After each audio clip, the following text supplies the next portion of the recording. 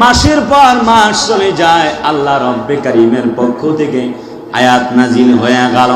এমন দোয়া আল্লাহর কাছে করেছেন, আল্লাহ রব্বুল আমিন এই বান্দাকে মাফ করে দিয়েছেন।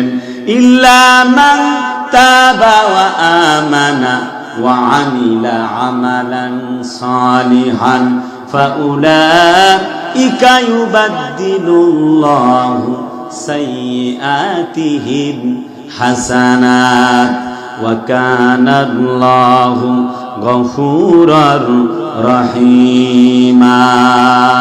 জোরে বলি আল্লাহু আকবার।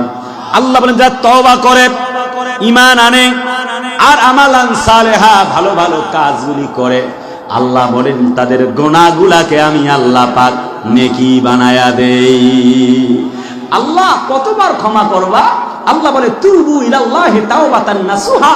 বান্দা তুমি মাপ চাইবে যতবার একনিষ্ঠভাবে, আমি আল্লাহ তোরে ক্ষমা করব ততবার। তুমি কি কোরআন পড়ো নাই? উদউনি আস্তাজিব লাকুম। আল্লাহ বলে আমি আল্লাহ ফাযকুরুনি আযকুরকুম ওয়াশকুরুলি ওয়ালা তাকফুরুন। বান্দা তুমি আমারে ডাকো, I have ready to give you, আমি তোকে ক্ষমা করার জন্য প্রস্তুত আছি। এটা সুবহানাল্লাহ জোরে কর। মুসা নবীর জামানায় এক লোক, তিনি তার সমাবেশে ছিল। আল্লাহকে মুসা নবী বলছে, আল্লাহ তুমি বৃষ্টি দিবা না? আল্লাহ কয় না। কয় কেন? যে সমাবেশ ডাকছো, তোমার এই জালসায়, তোমার এই প্রোগ্রামে একজন জেনাকার আছে, 40 বছর জেনা করে, বের করে দাও, বৃষ্টি হবে। আল্লাহ নবী মুসা নবী বলছে, কে আছো? দ্রুত জেনাকার, কামাচার, পাপাচারে লিপ্ত, বের হও দ্রুত, quickly, do not waste time, because time and tide wait for none. সময় এবং স্রোত, আল্লাহ তুলা ইয়ান্তাযিরু লিআহাদিন, দ্রুত বের হয়ে যাও, সময় স্রোত কারোর জন্য অপেক্ষা করে না। আল্লাহর বান্দা বের হলো না, মনে মনে আসমানের দিকে চোখটা উঁচু করে আল্লাহকে বলছেন, রব্বুল আমিন লা তাকুনাতু মির রাহমাতিল্লাহ ইন্নাল্লাহা ইয়াগফিরুয যুনুবা ওয়া জামিআ। যুনুবা জামিআ, আল্লাহ তুমি তো ক্ষমা করো, তুমি তো গফফার, আল্লাহ তুমি আমারে মাফ করো। বৃষ্টি শুরু হয়েছে।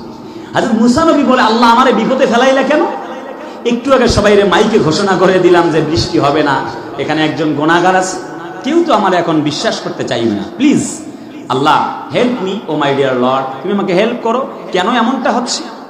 আল্লাহ বলে, মুসা রে, তোমার এই জলসায়, তোমার এই সমাবেশে যেই ব্যক্তি গুনাহগার সে বের হয় নাই, কিন্তু আমি আল্লাহর কাছে মরণের কথা চিন্তা করে বান্দা যখন কল্লা উঁচু করে আসমানের দিকে মাথা তাক করে চোখের ইশারায় যখন আমি আল্লাহকে চেনে, যখন আমি আল্লাহকে বোঝে, যখন আল্লাহর কাছে যখন ক্ষমা চেয়েছে, আমি বান্দার সকল গুনাহগুলিকে মাফ করে দিয়েছি। সে আল্লাহ কি আজও আছে? চিল্লায় বলেন, সে আল্লাহ কি আজও আছে? অনেকে বলে সে কই আল্লাহ সহযোগিতা করে, 17 বছর হয়ে গেল। আমি বলবো না শেখ হাসিনা পালাইছে, আমি এখানে রাজনৈতিক বক্তব্য দেবার জন্য আসিনি, তবে জাতির লোকেরা প্রমাণ পেয়েছে আমাদের প্রিয় আমির হামজারা পালায় নাই, আমাদের রফিকুল ইসলাম মাদানিরা পালায় নাই, এরপরে রাজশাহীর অনেক বড় বড় আলেমরা আছে, তারা পালায় যায় নাই, আমাদের প্রাণ কোরআনের পাখি আল্লামা সাইদি সাহেব পালায় যায় নাই। বুঝা গেল আলেমরা পালায় না, জালেমরাই পালায় যায়। কথা বলেন ঠিক কিনা? কোরআনে আল্লাহ পাক বলেন, শোনো জাতির লোকেরা, ওয়ামা রামাইতা ইয রামাইতা ওয়ালাকিন্নাল্লাহা রামা। ওই বদরের প্রান্তরে শুধুমাত্র 313 জন সাহাবী ছিল না, বরং আল্লাহ রাব্বে কারীম 50 আলফা মিয়া 5000 ফেরেশতা মণ্ডলী পাঠায়া দিয়া আল্লাহ রাব্বুল আমিন ওই সেই মুসলমানদেরকে সহযোগিতা করেছিলেন। জিজ্ঞেস করতে চাই, সেই আল্লাহ আজও আছে না নাই?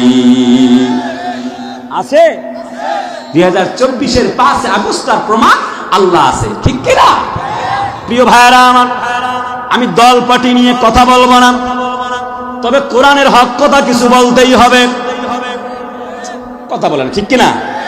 তার মানে আলেমরা হলো জেলখানায়, আর সেই সময় চতুর্দিক থেকে জালেমরা দেশ চালায়।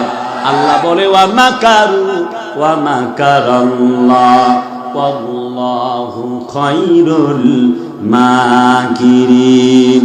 আল্লাহ বলে তারা ষড়যন্ত্র করে, আমি আল্লাহ পাক কৌশল করি, নিশ্চয়ই আমি আল্লাহ তাআলার কৌশলই জিতে যাবে। জিতে যাবে কে? আরে কথা বলে না, চিল্লায় বলে না, কে? আল্লাহ পাক জিতে যাবে। আল্লাহ পাক তিনি যেভাবে চান, কুন ফায়াকুন, ঠিক সেইভাবে হয়ে যায়। হবে না, হবে না। এই জমিনে আল্লাহ পাকের পক্ষ থেকে যে নাজরানা এসেছে, যে হুকুম এসেছে, ওমাল হায়াতুদ দুনিয়া ইল্লা মাতাউল গুরুর, যেহেতু মরে যেতে হবে, যে আল্লাহর পক্ষ থেকে যে কাজ আসছে, এই কাজ আমাদের করা লাগবে। ঠিক তো? রাজি আছেন তো? আল্লাহ তৌফিক দান করো। চিল্লায় বলি আমিন।